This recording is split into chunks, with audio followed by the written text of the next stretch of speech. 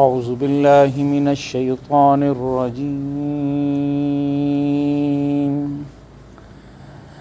بسم اللہ الرحمن الرحیم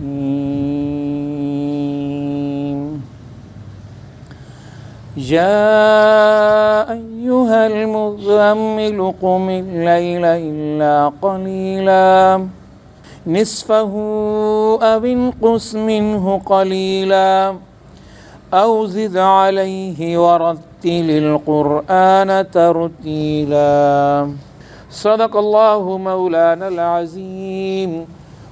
ابھی آپ کے سامنے قرآن پاک سے سورہ مزمل کی ابتدائی آیات تلاوت کی گئیں۔ اللہ رب العالمین سے دعا کرتا ہوں کہ وہ مجھے سچ کہنے کی، ہم سب کو ان آیات مبارکہ کو سمجھنے کی، اور آخر میں ہم سب کو ان آیات مبارکہ پر عمل کرنے کی توفیق عطا فرمائے۔ اگر ہم قرآن کو خدا کا، محمد مصطفیٰ پر زندہ معجزہ مانتے ہیں، اور قرآن کو خدا کا کلام مانتے ہیں، اور کلام بھی وہ کہ جو خدا رب ذوالجلال نے اس انسان سے کیا، اور ہم انسان ہیں، تو یہ کلام ہم انسانوں کے لیے آج بھی اسی طرح مؤثر ہے جس طرح مؤثر اس دور کے لوگوں کے لیے تھا، اس دور کے انسانوں کے لیے تھا۔ تو یہ کم کا حکم اس دور کے لوگوں کے لیے بھی تھا، اور یہ کم کا حکم اس دور کے لوگوں کے لیے بھی ہے کہ کھڑے ہو جائیے۔ اس دور کے لوگ کھڑے ہو گئے۔ کیا اس دور کے لوگ کھڑے ہوئے ہیں؟ یا زملونی والی بات، چادر اوڑھ کے لیٹ ہی گئے بے فکر ہو کر، بے پرواہ ہو کر، لاپرواہ ہو کر؟ وہاں ایسا معاملہ نہیں تھا، وہاں لیٹنا فکر مندی والا تھا، بے چینی والا تھا، بے قراری والا تھا، بے سکونی والا تھا کہ کیا کیا جائے۔ لیکن یہاں تو وہ بے چینی بھی نہیں ہے، بے قراری بھی نہیں ہے، بے سکونی بھی نہیں ہے، بے پرواہ ہو کر بیٹھ گئے۔ پرواہ نہیں ہے معاشرے کو کیا ہو رہا ہے، زندگی کس رخ پر چل پڑی ہے، معاشرہ کس رخ پر چل پڑا ہے۔ ایک بھیڑ ہے لوگوں کی جو کرپشن کے پیچھے، برائی کے پیچھے، بددیانتی کے پیچھے، لادینیت کے پیچھے چل پڑی ہے، بے عقیدگی کے پیچھے چل پڑی ہے، اور خدا کے ماننے والے، خدا کا حکم ماننے والے، خدا کو رب ماننے والے، لا الہ الا اللہ محمد رسول اللہ کرنے والے اور کہنے والے کی شکن، ماتھے کی شکن، کوئی شکن ہی نظر نہیں آتی۔ بے پرواہی ہے، لاپرواہی ہے، کیا ہو رہا ہے؟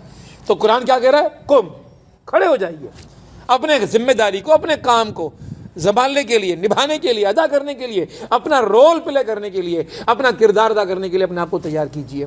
یا ایھا المزمل، اللہ کے نبی صلی اللہ علیہ وسلم کو حکم، اور یہ حکم اللہ کے نبی صلی اللہ علیہ وسلم کو ابتدائی حکم ہے کہ یا ایھا المزمل قم اللیل الا قلیلا، رات کو جاگو۔ چونکہ اللیل کے اندر پوری رات آ رہی تھی تو یہ وضاحت کر دی کہ پوری رات کا تقاضا نہیں ہے، الا قلیلا، اس رات کو جاگو لیکن ایک قلیل حصے کو جاگو۔ پھر اللہ رب العالمین نے مزید آسانیاں اسی سورہ کے اندر آگے چل کر آخری حصے میں فرمائی، فَقْرَؤُوا مَا تَيَسَّرَ مِنَ الْقُرْآنِ۔ اس رات کے جاگنے میں کام کیا کرنا ہے؟ اس تہجد میں کرنا کیا ہے؟ فَقْرَؤُوا، قرأت کرو، پڑھو۔ کیا پڑھو؟ من القرآن، قرآن پاک کو پڑھو، ما تیسر، جتنا آپ سہولت کے ساتھ قرآن پاک کو پڑھ سکو۔ تو اصل مقصد جاگنے کا کیا تھا؟ قرآن سے لو لگانا، قرآن کو اختیار کرنا اور قرآن پاک کو پڑھنا۔ اس لحاظ سے اللہ رب العالمین کے پیارے پیغمبر آقا نامدار حضرت محمد مصطفیٰ صلی اللہ علیہ وسلم نے راتوں کو جاگنا شروع کیا۔ آپ صلی اللہ علیہ وسلم کی اس زندگی کے اندر پھر رب کائنات نے ایک اور مزید آیت نازل کی، اس کے اندر اوزد علیہ ورتل القرآن ترتیلا۔ اب پھر یہاں وضاحت فرمایا کہ قرآن پاک کی اگلی آیت کے اندر، اور یہ چوتھی آیت ہے کہ آدھی رات یا اس سے زیادہ رات، اوزد علیہ یا اس سے زیادہ، ورتل القرآن ترتیلا۔ جاگو کیوں؟ جاگو کیوں؟ یہ جو علاج دیا گیا، ڈسکرپشن تمہیں دی گئی ہے معاشرتی بیماریوں کی، وہ قرآن کے اندر موجود ہے۔ پریشان و معاشرہ کیسے تبدیل ہوگا، معاشرے کے اندر کیسے انقلاب آئے گا؟ تو انقلاب اس طرح آئے گا کہ تم قرآن کو پڑھو لیکن ترتیل کے ساتھ پڑھو۔ جب تم قرآن کو ترتیل کے ساتھ پڑھو گے تو قرآن تمہیں وہ راہیں بتائے گا کہ جن کے نتیجے کے اندر تم قرآن پاک کے بتائے ہوئے ان احکامات کے تحت اپنے زندگی کے اندر، اپنے دل کے اندر جو موجود بوجھ، اوہام اور خرافات موجود ہیں ان کو تم نکال کے دور کر سکتے ہو۔ اسی لیے مفسر قرآن بیان القرآن ڈاکٹر اسرار صاحب نے اپنی تفسیر کے اندر بیان فرمایا کہ ورتل القرآن ترتیلا سے مراد یہ ہے، گویا قیام اللیل کا جو اصل مدعا ہے، مقصد ہے، وہ لازماً قرآن مجید کی تلاوت ہے۔ اگر انسان یہ نہیں کرتا تو اصل چیز سے دور ہو جاتا ہے اور اصل چیز کو حاصل نہیں کر پاتا۔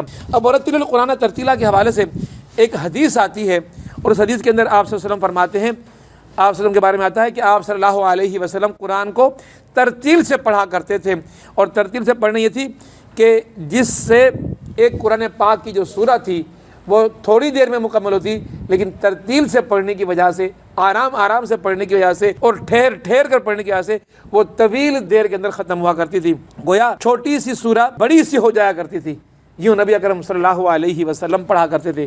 صحیح بخاری کی حدیث ہے، اور صحیح بخاری کی حدیث کے راوی حضرت انس رضی اللہ تعالیٰ عنہ آپ فرماتے ہیں کہ آپ صلی اللہ علیہ وسلم کی قرأت، قرآن کی قرأت کا ان کے بارے میں پوچھا گیا تو آپ نے فرمایا کہ صلی اللہ علیہ وسلم خوب مد لگا کر قرآن پاک کی تلاوت کیا کرتے ہیں، مد لگا کر۔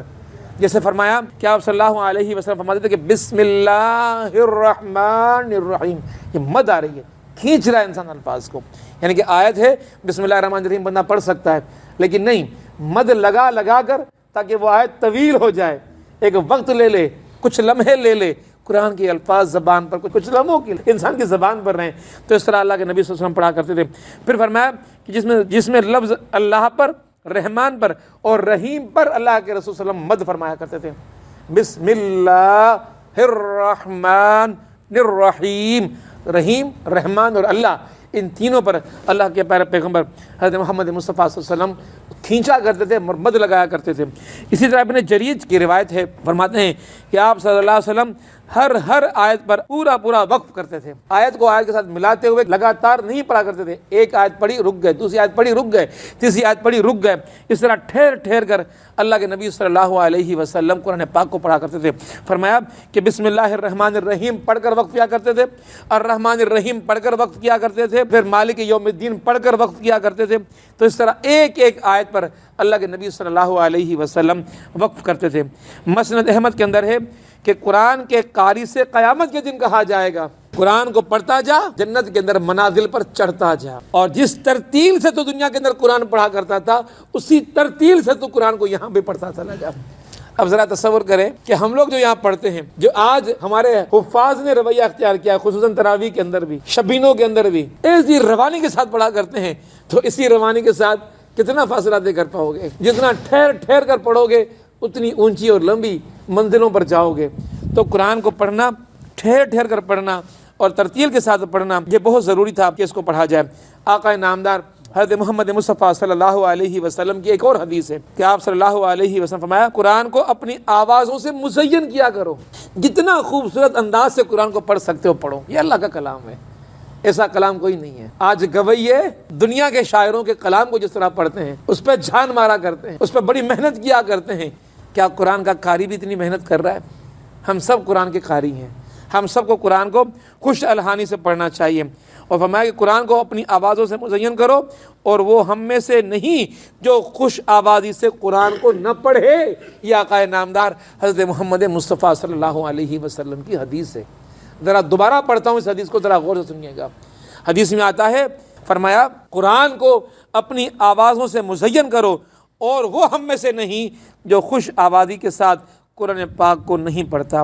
ایک اور حدیث کے اندر آتا ہے، آپ صلی اللہ علیہ وسلم فرماتے ہیں، راوی عبداللہ بن مسعود ہیں، کہ ریت کی طرح قرآن کو نہ پھیلاؤ، ریت کی طرح بے جان، بے وقت، بے حیثیت ذرے ہوتے ہیں ریت کے، قرآن کو بے حیثیت سمجھ کر نہ کرو، قرآن کو اس کی اہمیت دو، اس کا مقام دو، اس کو غور کے ساتھ پڑھو، ریت کے ذروں کی طرح نہ پھیلاؤ، اور شعروں کی طرح قرآن پاک کو بے ادبی سے نہ پڑھو، اس کے عجائب پر غور کرو۔ حدیث میں آتا ہے اس کی عجیب باتوں پر غور کرو، اس کی باتیں جو اس کے اندر پنہاں ہے ماننا، اس کے پر غور کرو، اور دلوں میں اثر لیتے جاؤ۔ یہ دلوں پر اثر کرنے والی چیز ہے۔ تدبر قرآن کے اندر ہمیں سلسلہ فرماتے ہیں کہ یہ ایک ہتھیار ہے، اللہ رب العالمین نے قرآن ایک ہتھیار کی صورت میں ہمیں دیا ہے، اور فرماتے ہیں، مثال لیتے ہیں، ہتھیار بہت بڑا ہتھیار ہے، فرماتے ہیں کہ فرض کرو کہ توپ ہے، اور اس توپ سے کیا مارنا چاہیے ہمیں، ہم مار کیا رہے ہیں؟ کہتے ہیں کہ ہم اس توپ سے مچھر مار رہے ہیں۔ جو کام ہم کر رہے ہیں، کیا کر رہے ہیں کہ ہم نے کسی کے فاتحہ کے لیے قرآن پڑھ لیا، کسی کے ایصال ثواب کے لیے قرآن پڑھ لیا، بس انہی مقاصد کے لیے قرآن کو محدود کر دیا۔ قرآن تو ان دلوں پر موجود کفر کے قلعوں کو ڈھانے کے لیے کلام تھا، اس لیے پڑھنا چاہیے تھا اس کو۔ تو کفر کے قلعے تو ویسے کے ویسے رہے، ان کو ڈھانے کے لیے قرآن کو استعمال نہیں کیا، اس توپ کو استعمال نہیں کیا، ہم نے اس توپ سے مچھر مارنا شروع کر دیے۔ فرمایا کہ اس کے عجائب پر غور کرو اور دلوں میں اثر لیتے جاؤ، اور اس میں دوڑ نہ لگاؤ کہ جلد سورت ختم ہو۔ حدیث میں آتا ہے اس میں دوڑ نہ لگاؤ کہ سورہ جلد ختم ہو جائے۔ تو ورتل القرآن ترتیلا کی بات کو سمجھنا چاہیے۔ تدبر قرآن کے اندر مولانا امین حسن صاحب نے فرمایا کہ قرآن کو لحن کے ساتھ اور لے کے ساتھ پڑھو، اور اس طرح آیت پر وقف فرماتے اللہ کے نبی صلی اللہ علیہ وسلم کبھی کبھی ایک آیت پر اللہ کے نبی صلی اللہ علیہ وسلم رک جاتے اور اس آیت کو بار بار پڑھتے یعنی کہ سورہ فاتحہ پڑھی جا رہی ہے مثال کے طور پہ، الحمدللہ رب العالمین الرحمن الرحیم مالک یوم الدین، مانا خیال میں آ گئی، مانا مالک یوم الدین مالک یوم الدین مالک یوم، بار بار ریپیٹ کرتے اللہ کے نبی صلی اللہ علیہ وسلم ایک آیت کو بار بار پڑھتے چلے جاتے اور تاثر میں بار بار دہراتے، اس کو اپنے اس تاثر کے ساتھ دہراتے کہ مالک ہے۔ علاوہ بھی کوئی ایک آیت قہر و غضب کی ہوتی تو آپ صلی اللہ علیہ وسلم اللہ کے غضب سے پناہ مانگتے، وہاں رک کر اس آیت کی تلاوت کے دوران رک جاتے۔ غضب کی آیت ہے کہ اللہ عزیز ہے، اللہ جبار ہے، تو رک جاتے، وہاں پر پناہ مانگنا شروع کر دیتے۔ اور جو آیت رحم کی ہوتی تو وہاں پر اللہ رب العالمین کا شکر ادا کرتے چلے جاتے۔ یہ قرآن کو پڑھنے میں نبی اکرم صلی اللہ علیہ وسلم کا اسلوب تھا، اسی لیے اللہ کے نبی صلی اللہ علیہ وسلم کی تلاوت کے حوالے سے اور قرآن پاک کی تلاوت کے حوالے سے جو باتیں مفسرین نے بیان فرمائیں وہ یہ تھا کہ قرآن پاک اس لیے نازل ہوا کہ جو قرآن پاک پڑھا جائے، تدبر کے لیے پڑھا جائے، غور و فکر کے لیے پڑھا جائے، اخذ کرنے کے لیے پڑھا جائے، علم حاصل کر کے قرآن پاک کا لوگوں تک پہنچانے کے لیے پڑھا جائے، اور اس کو ہم نے صرف ایصال ثواب کے لیے پڑھنا شروع کر دیا۔ اسی لیے معاملہ یہ ہوا کہ ہم قرآن کے اس مقصد سے دور ہو گئے، مقصد کے لیے اس کو استعمال کیا جانا چاہیے تھا۔ قرطبی ایک بہت بڑے تفسیر ہے، اس کے اندر فرماتے ہیں کہ معنی میں تدبر اور غور یہ قرآن پاک کا اصل مقصد ہے، اگر اس کو ہم نے کیا تو ہم اس کو حاصل کر پائیں گے۔ پھر فرمایا کہ ورتل القرآن ترتیلا، ترتیل کس کی؟ قرآن کی۔ ورتل کا جو عطف ہے وہ آ رہا ہے قم اللیل پر، ان راتوں کے اندر قرآن پاک کو ترتیل کے ساتھ پڑھو گے، یہ اصل مقصد ہے۔ تو قرآن پاک کو پڑھنا اس انداز سے پڑھنا کہ جس کے ساتھ قرآن پاک کو صحیح نمونے سے سمجھا جائے۔ بات یہ آ رہی ہے قرطبی کے اندر ایک اور بات آئی، حضرت علقمہ نے فرمایا، آپ فرماتے ہیں کہ ایک شخص کو حسن قرأت کے ساتھ، حسن صوت کے ساتھ تلاوت کرتے سنا تو فرمایا کہ لقد رتل القرآن فداہ ابی و امی، اس بندے نے قرآن پاک کو ٹھہر ٹھہر کر ترتیل سے پڑھا، میرے اماں اور میرے ابا اس پر قربان ہو جائیں۔ ترتیل کے ساتھ قرآن پڑھنے والے بندے کے لیے فرمایا جا رہا ہے کہ اس کے لیے میرے اماں اور ابا اس کے اوپر قربان ہو جائیں۔ اسی طرح ایک اور حدیث میں حسن بصری کا قول آیا، آپ فرماتے ہیں کہ آپ صلی اللہ علیہ وسلم کا گزر ایک شخص پر ہوا جو قرآن کی ایک ایک آیت پڑھ رہا تھا اور رو رہا تھا، قرآن پاک کی ایک ایک آیت پڑھ رہا تھا اور رو رہا تھا۔ آپ صلی اللہ علیہ وسلم نے لوگوں سے فرمایا کہ تم نے اللہ تعالیٰ کا یہ حکم سنا ہے، وَرَتِّلِ الْقُرْآنَ تَرْتِيلًا، بس یہی ہے وہ ترتیل قرآن جو یہ شخص ادا کر رہا ہے، یہ شخص ادا کر رہا ہے۔ قولی ھذا استغفر اللہ لی ولکم ولسائر المسلمین فاستغفروا انہ هو الغفور الرحیم۔